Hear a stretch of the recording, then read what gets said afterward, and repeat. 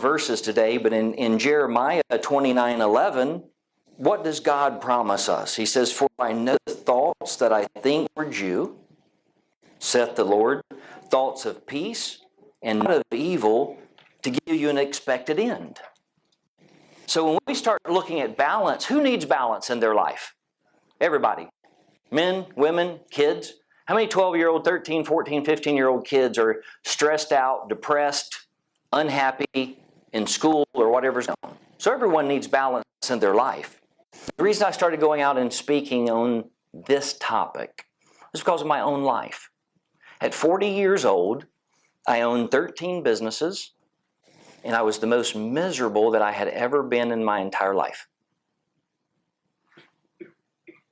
How many in here have the thought, you can raise your hands if you want, because this used to be my thought, that if I work harder and make more money, then I can spend more time with my family?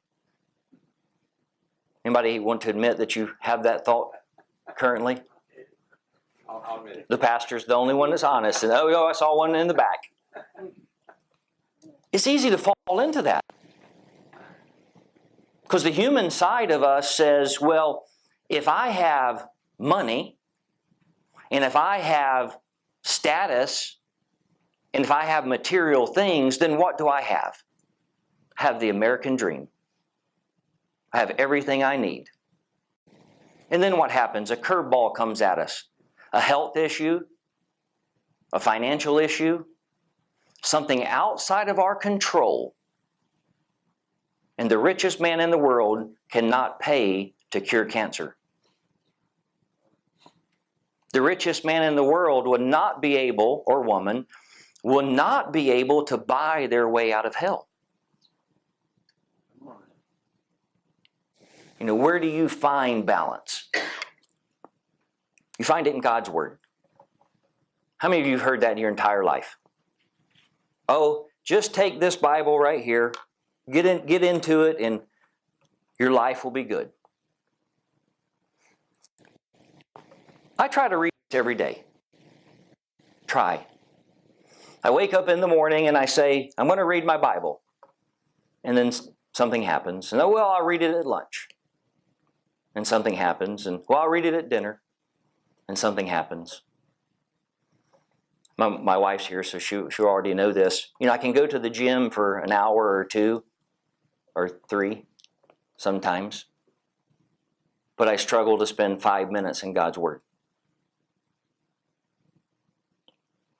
How many in here, you don't have to raise your hands, have an active, daily walk with God?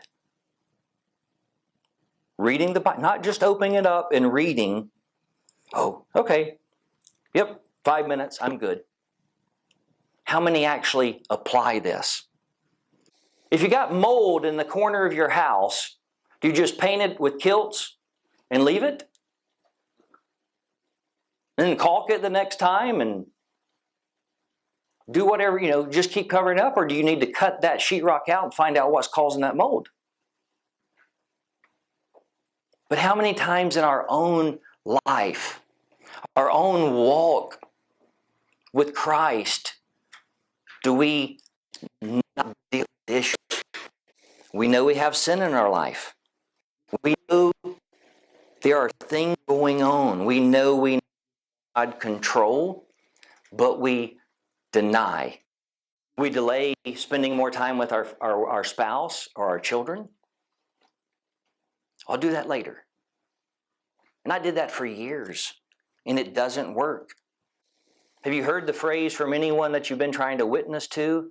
Well, if that, and I'm going to point it down the center so I don't point at anyone, if that's a Christian, why would I be one of those?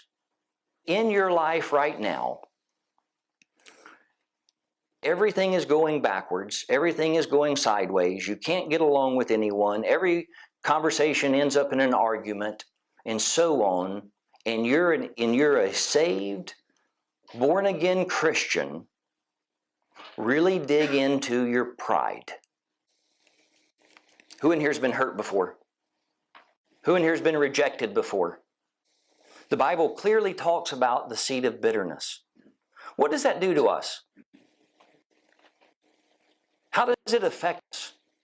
If we hang on to things and we let it boil up inside of us, it changes us.